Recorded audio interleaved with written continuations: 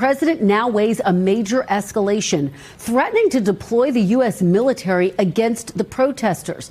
The president today saying he will invoke an 18th century law called the Insurrection Act if Minnesota's leaders don't put a stop to the protests. Donald Trump spent that night in the White House in a state that can only be described as unraveling, pacing and raging inside the Oval Office as reality closed in around him.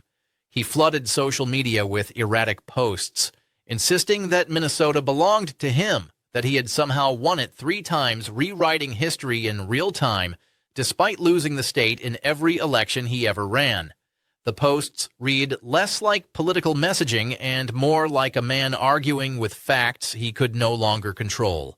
Alongside the posts came a barrage of fundraising emails sent to his supporters, urgent and pleading, begging for more money, as if cash itself could stabilize a collapsing narrative. The desperation was unmistakable, the tone frantic, the cadence unhinged. This was not confidence, this was panic. That panic had already been visible hours earlier in Detroit during what was supposed to be a carefully staged propaganda visit to a Ford factory. Instead of friendly photo ops and applause, Trump was confronted by a United Auto Workers line worker, TJ Sabula, a 40-year-old member of UAW Local 600, who shouted repeatedly, "Pedophile protector," a reference to Trump's handling of the Epstein scandal. Well, it is the candid moment caught on camera during President Trump's visit to the Ford Rouge plant in Dearborn yesterday. A worker caught heckling the president, and President Trump firing back right away with a middle finger. The video is now blowing up online, and the man who heckled him is being flooded with donations. Trump, standing there in front of cameras and workers, completely lost control. He responded by flipping Sabula off repeatedly, shouting "F you" over and over, an extraordinary spectacle of a sitting president openly cursing at an American worker. Sabula later explained that he was about 60 feet away and that Trump could hear him clearly. He said the moment felt like one of those rare instances where fate puts you in the right place at the right time, and that he had no regrets whatsoever about calling Trump out publicly. The consequences for Sabula were immediate and chilling. He was placed on leave and suspended from his job, and he said openly that he believed he was being targeted for political retaliation after embarrassing Trump in front of his inner circle. Sabula made clear that he identifies as politically independent, that he never voted for Trump, but that he has supported Republicans in the past. More than $250,000 have been raised to support a Ford Motor Company employee who called President Trump a pedophile protector during an event Tuesday in Detroit. The employee, TJ Sabula, says he has no regrets about shouting the accusation at the president, even though he's now been suspended as a result. His protest was not partisan theater, he said, but a moral line he felt compelled to draw. Support for TJ continues to grow. 2 GoFundMe campaigns have raised nearly $700,000 as of Wednesday. In an interview with the Post, TJ said he doesn't regret what he said. A GoFundMe quickly emerged as people rallied to support him, recognizing the risk he took and the price he was being asked to pay for exercising his voice. The image of Trump flipping off a union worker, followed by that worker being sidelined, became a powerful symbol of a regime that has long positioned itself against labor while funneling wealth upward to billionaires.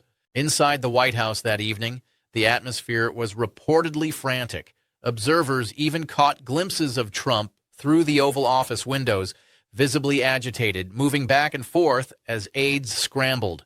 His communications director issued a statement to the press claiming that a lunatic was wildly screaming expletives and that Trump had given an appropriate and unambiguous response, a claim so detached from the widely seen footage that it only underscored how far removed the official messaging had become from reality. Commentators quickly noted the irony and symbolism of a president who routinely claims to stand for American workers, responding to criticism by literally giving them the middle finger. This meltdown came against a backdrop of worsening economic realities that directly contradicted Trump's triumphalist rhetoric. Fresh data showed that grocery prices rose in December at the fastest monthly pace in 3 years, undercutting his repeated claims that inflation had been defeated and that life was getting cheaper for American families. We're poised for an economic boom, the likes of which the world has never seen. In an 18-minute primetime address focused on his economy, President Trump began by blaming his predecessor. 11 months ago, I inherited a mess, and I'm fixing it. He celebrated his efforts to curb immigration. We inherited the worst border anywhere in the world, and we quickly turned it into the strongest border in the history of our country. Championed tariff policy. We made a lot more money than anybody thought because of tariffs. And touted efforts to curb inflation. I am bringing those high prices down and bringing them down very fast. While Trump boasted about a disinflationary boom and claimed the economy was the hottest ever, millions of Americans were feeling the opposite at checkout lines, watching basic necessities become more expensive yet again. The disconnect between Trump's declarations and lived reality was growing impossible to ignore. Politically, the ground was also shifting beneath him. His team was forced to absorb yet another electoral setback in Florida, where Democrats continued to chip away at Republican strongholds. In Fort Pierce, Democrat Chris Dazowski flipped a city commission seat, defeating Republican Jamie Beth Galanis. The seat had previously been held by a MAGA-aligned Republican who resigned in disgrace after allegations involving inappropriate messages to a minor. The symbolism was hard to miss, and it reinforced a broader trend of Democratic gains in places Trump once counted on. These losses weren't isolated incidents. They were part of a pattern that was beginning to look like a referendum, not just on Trump's policies, but on his behavior, his rhetoric, and the chaos that follows him wherever he goes. As these losses mounted, Trump's tone online grew darker and more conspiratorial. He lashed out at cities, at entire states, and at individuals, insisting that corruption explained every defeat. He painted himself as the victim of vast, shadowy forces while offering no credible explanation for why voters kept rejecting his candidates and his message. The more the numbers contradicted him, the more aggressively he denied them, retreating into grievance and fantasy instead of adjusting course. All of this formed the backdrop for that long, volatile night in Washington, where a president isolated by facts, alienated from workers, contradicted by economic data, and wounded by electoral losses chose rage over reflection. The tantrums, the insults, the frantic fundraising, and the open contempt for ordinary Americans were not random outbursts. They were symptoms of a leader who could feel control slipping away and had no idea how to respond except by lashing out harder. And this was only the beginning of what that unraveling would reveal. As the night wore on, the scope of Trump's meltdown expanded beyond personal grievance and into something far more dangerous, because it wasn't just about wounded pride or bad headlines anymore. It was about how the rest of the world was responding to the chaos he was generating. While Trump was rage posting from the White House and firing off increasingly delusional fundraising emails, global leaders were quietly adjusting their strategies in ways that directly undermined American influence. The irony was brutal. In his obsession with punishing perceived enemies and bullying allies, Trump was accelerating a realignment that benefited everyone except the United States. Canada, in particular, became a glaring example of how quickly partners move on when trust evaporates. Prime Minister Mark Carney was in Beijing meeting with Xi Jinping, discussing expanded trade cooperation at the exact moment Trump was dismissing the importance of America's closest trading relationships. Those talks included discussions about opening Canada's market to Chinese electric vehicles and China dropping trade barriers on Canadian canola and seafood. The implications of that cannot be overstated. If Chinese EVs gain serious traction in Canada, it would reshape North American auto markets and deliver a direct blow to U.S. manufacturers already struggling with supply chain disruptions and rising costs. Trump's trade belligerence was actively pushing economic opportunities away from American workers and into the hands of competitors. At the same time, Venezuela, facing uncertainty and instability driven in part by U.S. policy, began shifting oil purchases toward Canada, despite higher costs because reliability now mattered more than price. These are the kinds of long-term strategic shifts that don't generate flashy headlines in the moment, but carry consequences for decades. While Trump mocked alliances and bragged about not caring whether trade agreements survived, those agreements were quietly being replaced with new ones that excluded the United States altogether.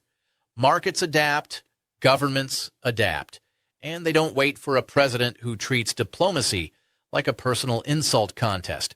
This international fallout stood in stark contrast to Trump's domestic messaging, which grew increasingly detached from reality. He declared that the private sector was growing at unprecedented levels, that inflation was effectively gone, that Americans had never had it so good. But the numbers didn't back him up, and neither did voters. In Connecticut, a state Trump rarely focuses on, a special election sent shockwaves through his inner circle. Democrat Larry Peaton Jr. defeated Republican Brandon Sabag in what had been considered a competitive, swingy district. What made the result explosive wasn't just the win, but the margin. Kamala Harris had carried the district by 7 points in 2024. Peaton overperformed by 29 points. That kind of swing isn't noise, it's a warning sign. On average, Democrats were already overperforming expectations by around 15 points nationwide. But a 29-point overperformance sent a message Trump could not ignore, even as he tried desperately to deny it. These weren't coastal blowouts or deep blue districts behaving predictably. These were competitive areas rejecting Trump-aligned candidates in landslides. Every such result chipped away at the narrative that his grip on the electorate remained ironclad. The panic in the Oval Office made sense when viewed through that lens. Trump wasn't just losing arguments, he was losing ground. As if to underline how far his behavior had drifted from the norms of Democratic leadership, members of his own party began taking unprecedented steps to contain him. Republican Congressman Don Bacon co-sponsored legislation known as the No Funds for NATO Invasion Act, a bill that would prohibit any federal funds from being used to invade a NATO member state or any territory protected under Article 5 of the North Atlantic Treaty. The fact that Congress even felt compelled to draft such a bill was astonishing. It effectively acknowledged that lawmakers believed there was a non-zero risk the President of the United States might attempt military action against America's own allies. Chess grandmaster and political commentator Garry Kasparov summed up the international reaction perfectly, noting the likely laughter echoing through Moscow and Beijing as U.S. lawmakers scrambled to prevent their own president from launching an invasion of a NATO country. The humiliation wasn't subtle, it was structural. It told adversaries that American institutions were being forced into defensive postures against their own executive branch. It told allies that Washington was no longer a predictable or reliable partner. And it told Trump something else entirely, something he seemed incapable of accepting, that even within his own party, fear of his impulses was beginning to outweigh loyalty. The emails Trump continued to blast out to his supporters throughout the day reflected this unraveling. They were erratic, alarmist, and increasingly detached from any coherent strategy. One moment, they promised historic victories. The next, they warned of imminent doom unless donations poured in immediately. The language wasn't that of a confident leader building momentum. It was the language of someone cornered, flailing for validation and resources as events slipped beyond his control. What made this moment especially unsettling was how these personal meltdowns intersected with real institutional strain. When a president openly insults workers, dismisses allies, denies elections he clearly lost, and forces Congress to legislate guardrails against his own potential actions, the damage extends far beyond rhetoric. It erodes norms. It destabilizes trust. It teaches both citizens and foreign governments that American leadership can no longer be taken for granted. Trump's outbursts weren't just embarrassing, they were corrosive. And yet, rather than recalibrate, he doubled down. He attacked cities like Minneapolis and St. Paul, floated ominous language about invasions, and hurled racist insults at elected officials, calling figures like Ilhan Omar disgusting, while accusing entire communities of corruption. Each statement further isolated him, hardening opposition at home and reinforcing skepticism abroad. The more he lashed out, the clearer it became that this wasn't a temporary tantrum. It was a pattern of behavior rooted in grievance, denial, and an inability to accept limits. By the end of that night, The picture was unmistakable. Trump was not simply facing a bad news cycle. He was confronting the cumulative consequences of years spent alienating allies, antagonizing workers, dismissing democratic norms, and governing through rage. The meltdown in the Oval Office was not the cause of his problems, it was the symptom. And as the political losses mounted, the economic realities worsened, and the international community adjusted to life without reliable American leadership, it became increasingly clear that the spiral was accelerating, not slowing down. The next phase would only make that reality harder to escape. By the time the night finally bled into early morning, what stood out most was not just Trump's anger, but how completely alone he appeared inside the machinery of power he once dominated. The Oval Office tantrums, the frantic posts, the fundraising emails begging for cash, and the public humiliations were all symptoms of a presidency that no longer commanded loyalty, credibility, or momentum. Trump was reacting, not leading. Every outburst was backward-looking, obsessed with grievance and imagined theft, rather than forward-looking or constructive. Even the language he used betrayed a man stuck in a loop, repeating claims about states he never won, economies that ordinary Americans clearly were not experiencing, and enemies he believed were conspiring against him everywhere he looked. The contrast between Trump's claims and lived reality could not have been sharper. While he insisted inflation was defeated, families were staring at grocery receipts showing the steepest price increases in years. While he bragged about manufacturing renaissances, auto workers were watching their president flip them off on camera. While he declared America stronger than ever, allies were hedging their bets, cutting deals with China, and openly preparing for a future in which the United States was no longer a stable partner. This disconnect wasn't abstract. It was visible in election results, market shifts, and diplomatic realignments happening in real time. The symbolism of Trump giving the middle finger to a union worker was impossible to ignore. For decades, Republicans have claimed to stand with working Americans, especially in manufacturing-heavy states like Michigan. Yet here was the president, caught on camera, responding to criticism not with dignity or restraint, but with profanity and rage. The fact that the worker, TJ Sabula, was then suspended while Trump flew back to the White House reinforced a familiar pattern: power insulating itself while ordinary people absorbed the consequences. That image alone did more damage to Trump's carefully cultivated populist persona than any campaign ad ever could. At the same time, Republican officials were quietly trying to contain the damage. The introduction of legislation to prevent the president from invading NATO allies was not just unprecedented, it was an admission of fear. Fear that Trump's impulsiveness, his fixation on dominance and punishment, might drag the country into catastrophic decisions. When lawmakers have to write bills to restrain their own president from attacking allies, the world notices. Adversaries see opportunity, allies see risk, and voters see chaos. Trump's response to all of this was not reflection or restraint, but escalation. He lashed out at cities, demeaned elected officials, and framed Democratic losses as conspiracies rather than rejections. Each post widened the gap between his version of reality and everyone else's. Each email asking for money carried more desperation than confidence. Each denial of electoral facts reinforced the sense that he could no longer distinguish between personal fantasy and public truth. What makes this moment so dangerous is not just Trump's behavior, but the normalization of it among those still clinging to his orbit. When the President of the United States behaves like a cornered strongman and his aides explain it away as appropriate, the damage compounds. Institutions weaken not only when they are attacked, but when those charged with defending them choose loyalty over responsibility. The erosion doesn't happen all at once. It happens through silence, excuses, and lowered expectations. Yet, even in this unraveling, there were clear signs that the system was pushing back. Voters were rejecting Trump-aligned candidates by historic margins. Judges were enforcing boundaries. Lawmakers were drafting safeguards they never imagined they'd need. Foreign governments were adapting to protect their own interests. Trump's meltdown wasn't happening in a vacuum. It was colliding with resistance from nearly every direction.